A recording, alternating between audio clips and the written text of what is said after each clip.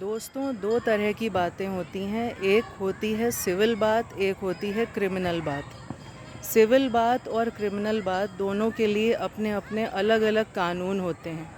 इन कानूनों को हम कहते हैं कोड, CODE कोड। ये कोड क्या होते हैं? ये प्रक्रियाएं होती हैं। किस चीज़ की प्रक्रिया? कि हमें किसी मामले के बारे में किस तरह से आगे बढ़ना है।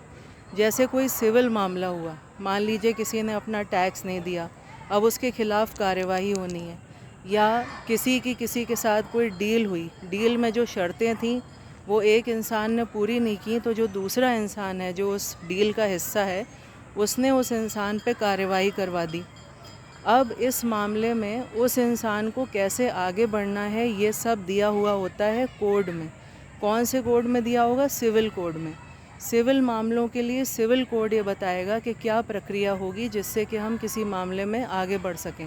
क्या क्या हमें चरण यानी स्टेप फॉलो करने होंगे, कौन कौन से स्टेप अपनाने होंगे जिससे कि हम उस केस के बारे में आगे कार्यवाही कर सकें। हमें कब कब किसके पास जाना होगा, कौन सी अदालत के पास जाना होगा, किस लेवल के अधिकारी के पास, किस लेवल की अदालत के पास क्षेत्राधिकार होगा यानी जुरिस्डिक्शन होगा, यानी कि अधिकार होगा उस मामले का निपटारा करने का। यानी कि कोई मामला किसी अदालत के क्षेत्र में आ रहा है कि नहीं आ रहा है। जैसे हम घरों में कहते हैं, घरों में जो लड़ाई झगड़ा होता है उसमें कई बार बड़े लोग कहते हैं अनाधिकार चेष्टा मत करो, बीच में मत बोलो, ये बात तुम्हारे क्षेत्र में नहीं आती है या तुम्हारा डिपार्टमेंट नहीं है।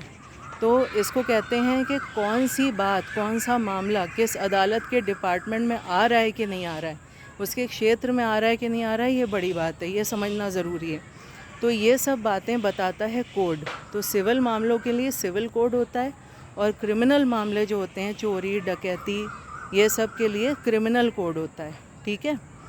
तो ये बात मैंने आपको इसलिए बताई कि जब मैंने आपको कहा था कि अगर एक केस एक बार डिसाइड हो चुका है तो अगर वो दोबारा से अदालत के सामने जाता है तो उसको रोक दिया जाएगा। या फिर अगर कोई केस दो अदालतों के सामने लगा दिया गया है, दो जजों के सामने एक साथ लगा दिया गया है, तो जिस जज के सामने पहले बात आई है वो केस का निपटारा करेगा, पर वो भी तब करेगा जब उसका एक क्षेत्राधिकार होगा।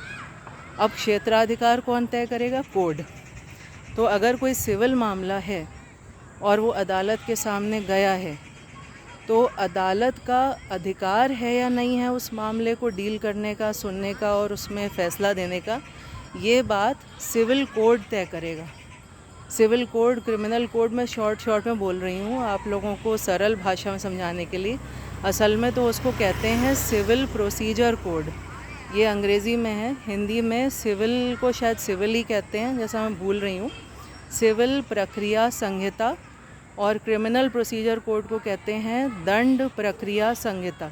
आप सिंपली सिर्फ सिविल कोड और क्रिमिनल कोड याद रखें, और याद करने की ज़रूरत नहीं है, बस मस्त रहिए, खुश रहिए और मेरे साथ कनेक्टेड रहिए। थैंक यू दोस्तों।